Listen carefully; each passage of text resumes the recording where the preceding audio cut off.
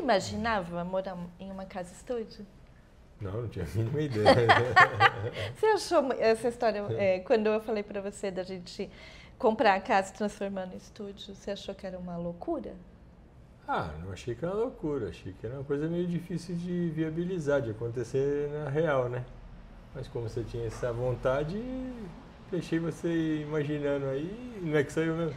Se a gente fosse falar assim das curiosidades, eu acho que a maior curiosidade e que poucas pessoas observam se a gente não falar é que não tem lavanderia na casa.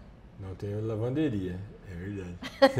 No projeto, que assim, na verdade não existiu um arquiteto, né? Arquiteta sou eu. Arquiteto sou eu. Mas quem ajudou a viabilizar aqui a obra, ela propôs fazer nesse canto aqui próximo à churrasqueira um tanque, né? Tanto é que ali no cantinho tem até a saída de água. Que nunca, ela não se conformou, mas ela deixou a saída de água lá. Deixou a preparação ali. E aí quando foi fazer, foi vetado, né? Não, o tanque não vai ter. A pessoa aí, que no caso era minha prima, ela não se conformava muito. Ela falou, não, vou deixar ali um pouco de água. Sabe uma coisa que eu achava legal, assim, que ela sempre me ligava e falava assim, Darcy, mas é uma casa estúdio, mas é estúdio para fotografia, mas vocês vão morar na casa? Então meio que ela achava um projeto muito diferente, porque como ia morar dentro de um lugar que também você ia alocar, então tinha que ter coisas de casa, mas não podia ser 100% uma casa. Na verdade, eu nunca tinha feito nenhum projeto desse estilo que ia cortando todas as coisas comuns de uma casa... Pensada para o fotógrafo. Foi pensada, mas como que ela que não era fotógrafa ia conseguir pensar exatamente o que E sabe uma coisa que era muito legal, que aí era a minha experiência como fotógrafa, né? Eu mudei várias coisas aqui, por exemplo, posição de tomada, os interruptores, porque eu sei que isso atrapalha, depois tem que trabalhar na edição. Então eu ficava sempre tentando esconder essas coisas pensando no fotógrafo. E o marido não entendia.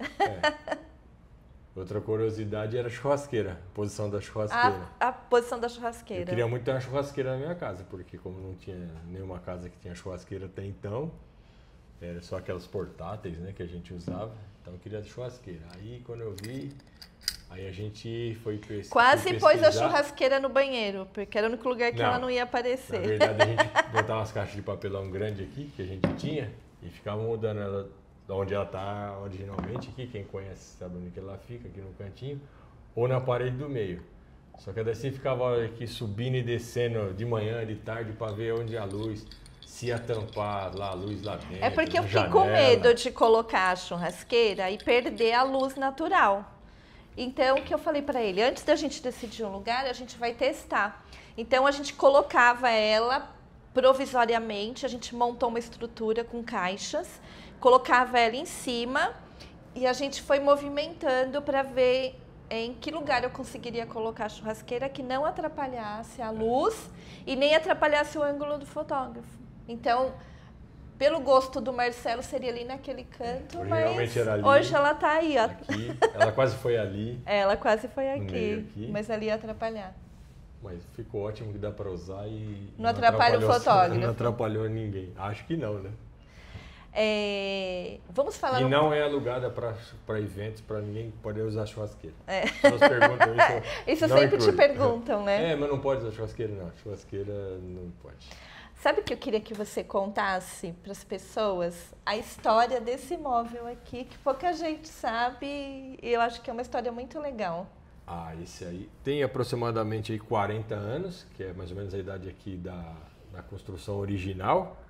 E foi meu pai que fez, porque tinha várias coisas lá, desmantimento, ferramentas, então ele fez duas.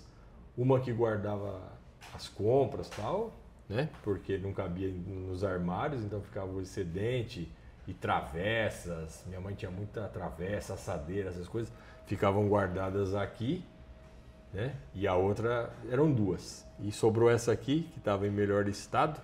Foi feito aquelas repinhas ali que faz a estrutura do suporte, inclusive é o resto do rodapé que se utilizava nos quartos quando tinha taco. Originalmente era taco e o que sobrou meu pai utilizou aí para fazer o reforço, a travessa aí para ela ficar estável. Aí quando a gente foi fazer, ela não tinha mais a utilidade de guardar nossas coisas. Aí a Darcy falou, pô, a gente tem tantas plantas aí, a gente poderia utilizar para pôr as plantas, que 70% das plantas também são originárias aí do tempo da minha mãe. Né? Isso é uma outra coisa que é muito legal, assim, que muita gente que vem na LV45 fala dessa coisa da biofilia que tem aqui, que tem muitas plantas, e também fala desse acolhimento que sente, né? E, na verdade, essa biofilia vem da minha sogra, porque ela era uma grande apreciadora de folhagens e a maioria dos vasos que tem aqui eram dela. Hoje, aproximadamente 70% do que é visto aqui ainda vem da origem aí. Todas foram replantadas praticamente, acho que tem uma ou outra num chachim, num vaso original, mas a Darcy foi replantando, né? Mas elas em si ou são originais ou são mudas das plantas que já tinham aqui na casa. Que era da sua mãe. Que era da minha mãe. Ela era grande apreciadora de plantas, ela gostava bastante. E para quem não sabe, a LV45 foi construída pelos pais do Marcelo. Exatamente. Isso aqui foi um terreno, minha mãe adquiriu quando ela trabalhava na Pirelli. Quem conhece o bairro aqui, 80% acho que quem morou aqui no passado trabalhava aqui na Pirelli. E ela era uma dessas pessoas. Ela comprou isso aqui quando era solteira, aí no final da década de 50, começo da década de 60, não sei exatamente o ano. E ficou muitos anos como um terreno. Foi a última casa construída nessa rua. E, claro, outras foram depois demolidas e tem a construção mais nova. Essa casa aqui originalmente é de 1984. Nós mudamos aqui em 12 de janeiro de 1984. Eu gosto que o Marcelo sabe de data. Sei da data. Porque foi muito marcante. A gente morava numa outra casa. Aí era um grande sonho deles, né? Que eu ainda era criança. Eu mudei aqui com 10 anos. Hoje eu tenho 51 anos. A casa já tem 41 anos aí que eu morei aqui. Dos 10 aos 30 me casei. E aí voltei com quase 47, eu voltei pra cá. Você imaginava um dia voltar a morar aqui? A gente nunca imaginou comprar essa casa, né? Não, quando a gente casou, a gente tinha poucos recursos, na verdade. A gente comprou um apartamento pequenininho, 50 metros, tinha nosso apartamento, 52, era uma coisa assim. E a gente foi muito feliz lá, né? E aí, depois do falecimento, meu pai já era falecido há muitos anos, minha mãe faleceu em 2020, aí, né, ficou aí pra mim e pra minha irmã. Aí ficou nesse impasse aí de o que fazer com a casa, né? E aí a gente acabou, a Darcy até talvez incentivou mais, né? Porque era uma casa muito grande, né? Nós não tivemos filhos, então eu falei, a gente também tem a molduraria, então isso também pesou, que a gente ia fazer a nossa molduraria aqui. E aí pesou a casa. Claro, tinha um apego sentimental pela casa, mas não foi o fator mais determinante. Assim, a Darcy acabou empurrando a compra. Isso foi muito legal, porque eu já falei isso pra você algumas vezes, assim. O Marcelo, ele é mais, como que eu diria, mais conservador, né? E quando eu falei pra ele de comprar a casa e a gente transformar num estúdio, eu achei que ele nunca ia concordar com isso. E ao contrário, ele super topou. E eu fui dando as ideias do que fazer e ele falou, vai aí, vamos ver no que vai dar, né? E hoje como que é morar numa casa estúdio? Eu aceitei a ideia bem a princípio, assim. Você achava que eu ia ter essa resistência, mas depois de um tempo eu percebi que as coisas, o valor material delas, elas não têm tanta importância, né?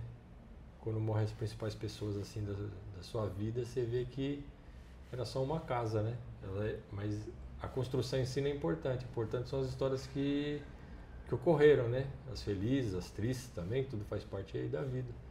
Então eu me desapeguei um pouco dessa parte que eu tinha um pouco mais... Não gostava de emprestar minhas coisas, não gostava de ninguém usasse nada assim, que era meu.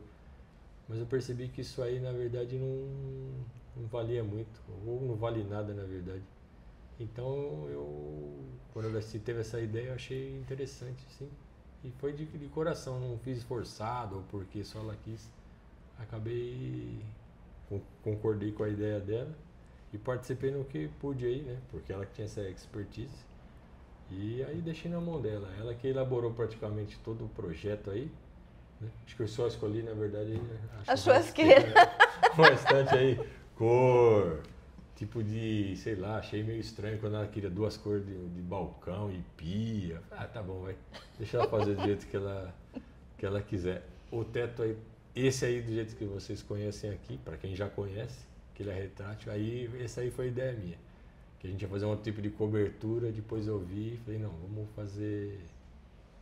fazer de retrátil aí, porque vai continuar com bastante luminosidade e também dá para ficar bem ventilado, né?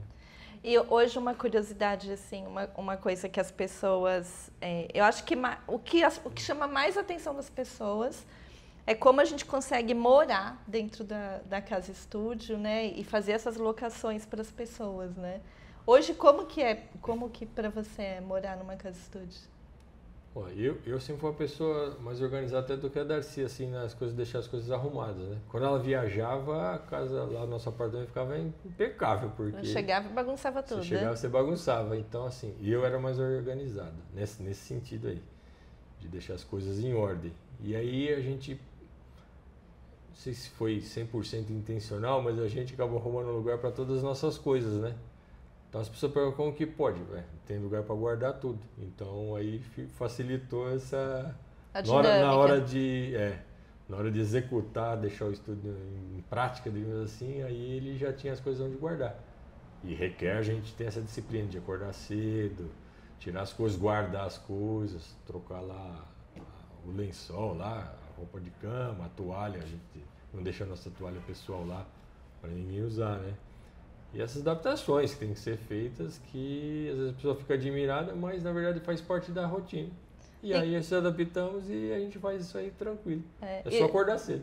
E eu acho muito legal, assim, que embora cada cantinho aqui tenha sido projetado pensando, né, no fotógrafo, pensando no produtor de conteúdo, as decorações, mas é sempre, quando às vezes a gente sobe aqui, que as pessoas mudam as coisas de lugar, às vezes elas criam novos cenários, criam novas possibilidades, e acho que isso é uma coisa bacana também, né, do espaço, né, para exercer a criatividade. Eu acho que o espaço, como ele é amplo, assim, eu acho que é amplo, né, para fotografia, né, não tem essa visão do fotógrafo, mas eu vejo que as pessoas mexem bastante. E sempre que é uma coisa que a gente fala, caramba, a gente nunca imaginou colocar, sei lá, um elemento ali, virar o móvel aqui, sei lá. A gente sempre vê uma variação que a gente não tem ideia, porque mostra a criatividade de cada um, né? Como cada um enxerga o espaço e como vai sair um melhor ângulo para foto ou para filmagem em si. Eu acho que aí é o toque pessoal de cada pessoa e não tem como... A gente tem a estrutura básica, a montagem básica, mas a gente sempre vê ela meio virada, às vezes quando a gente sobe aqui. Tem alguma coisa. Ela não tá do jeito que a gente tinha deixado, porque a pessoa criou um novo cenário, né? E é isso.